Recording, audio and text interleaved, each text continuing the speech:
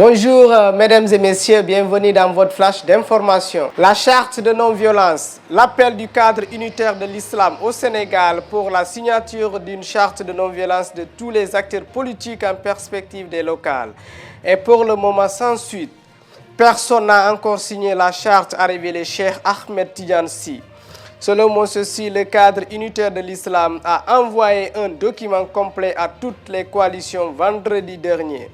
Le QDUS invite toutes les coalitions à venir signer cette charte. La campagne électorale a démarré le samedi dernier. Les violences s'est invitées hier à la Médina à hauteur du marché centenaire où le maire sortant et candidat de la Médina a érigé son quartier général. Les proches de Cheikh Ba et Bamba Fall dispersés par les lacrymogènes de la police. La santé. Covid-19, les résultats de ce lundi 10 janvier 2022. Sur 1986 tests, 476 cas déclarés positifs, 15 cas contacts, 461 cas issus de la transmission communautaire. Un cas de décès a été enregistré ce dimanche 9 janvier 2022. Les travailleurs du Crédit Mutuel du Sénégal comptent partir en grève les 12 et 13 janvier prochains. Dans un communiqué, les syndicalistes exigent la satisfaction de ces revendications légitimes qui sont évidemment toutes exclusivement professionnelles.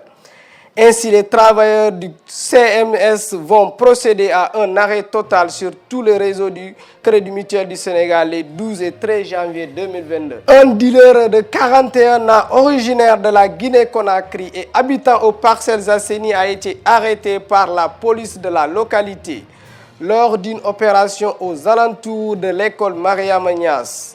Le surnommé mécanicien de profession possédait un sac de voyage contenant 4 kg de chanvre indien.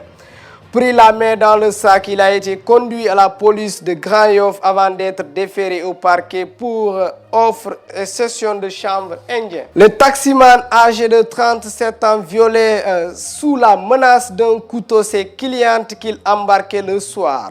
Serigne Faye a été arrêté suite à la dénonciation d'une victime qui avait réussi à relever le numéro de la licence du taxi, à savoir L23 777. Pour rappel, le procureur de Pikine Guédiawaye a ouvert une information judiciaire contre Serigne Faye. Le taxi immatriculé DK 3273 AD a été placé sous scellé. Ligue 1, 8e journée, le Casa Sport a consolidé sa place de leader à la faveur de sa victoire à domicile contre l'AS Douanes, 2-1.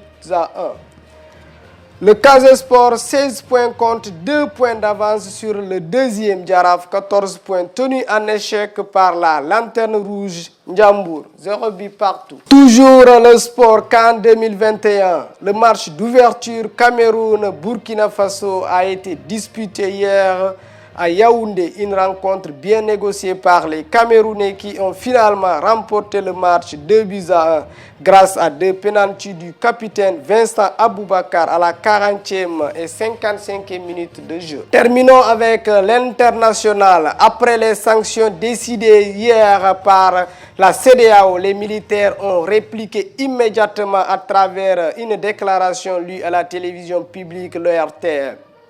Affirmant avoir appris avec stupéfaction les sanctions, le colonel Assimi Goïta et ses hommes condamnent énergiquement ces sanctions illégales et illégitimes.